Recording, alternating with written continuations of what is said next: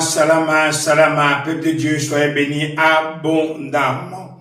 Encore une fois, nous voici rassemblés dans notre rendez-vous, le Réma du matin. Le Réma où le Père vient pour nous communiquer sa présence. Un rendez-vous divin, un rendez-vous céleste. C'est comment j'appelle une visitation. Le Père descend te visiter sur la terre. Il dit le ciel est mon trône, la terre est mon marchepied. Quand on parle de marchepied, on parle de marcher. Le Père vient te visiter. Mon frère, ma soeur, tu ne peux pas comprendre le privilège que le Père te fait lorsqu'il vient dans ta présence.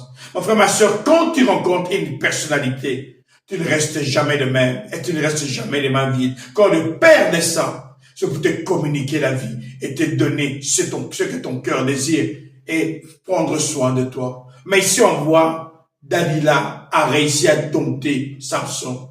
Nous sommes tous dans notre livre de Juge 16. Samson a cédé. Samson donne le secret à Dalila. On dit que les militaires viennent et ils coupent les cheveux de Samson. Verset 18. Dalila comprend que Samson lui a vraiment fait connaître son secret. Alors elle fait dire au chef philistin, cette fois-ci, vous pouvez venir. Samson m'a vraiment fait connaître son secret. Les chefs philistins vont chez Dalila avec l'argent promis. Mon frère, ma soeur, fais attention avec l'amour de l'argent. C'est à chaque fois qu'il y a une trahison que l'argent arrive. Pourquoi la trahison amène l'argent? Parce que la trahison manifeste devant qui tu t'es plié. Qui est ton véritable Dieu? Mon frère, ma soeur, Dieu veut être le premier dans ta vie. Mais si tu mets l'argent devant Dieu, en premier, Dieu s'efface. Pourquoi? Parce que Dieu n'accepte jamais la deuxième place. Dieu n'accepte jamais la deuxième place. Mon frère, ma soeur, fais très attention avec tes idoles.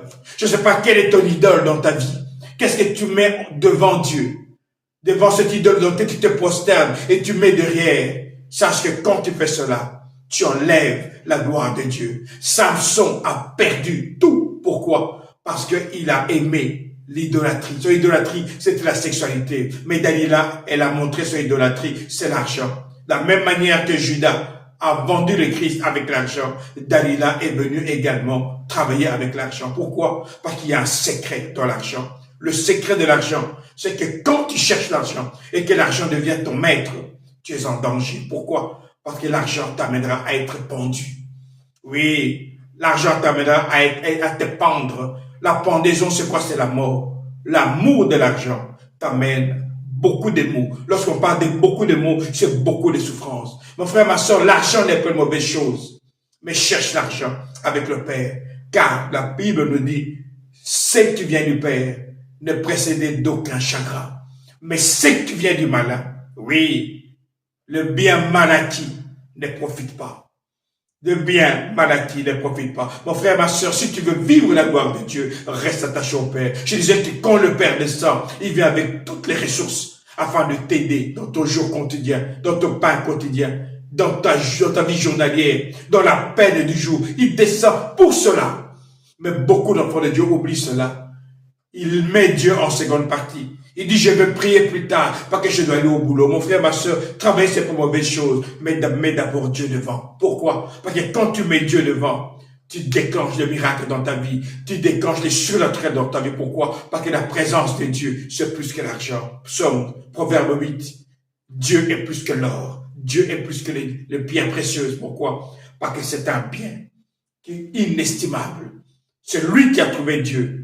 A trouvé la vie, non seulement la vie éternelle, mais même également la vie sur la terre. Pourquoi? Parce que Dieu, il dit, je te fais à mon image. Dieu est excellent et il te veut excellent, manquant de rien et en bonne santé. Ici, votre pasteur Nkosi Congo, alors je vous dis, salama, salama, salama.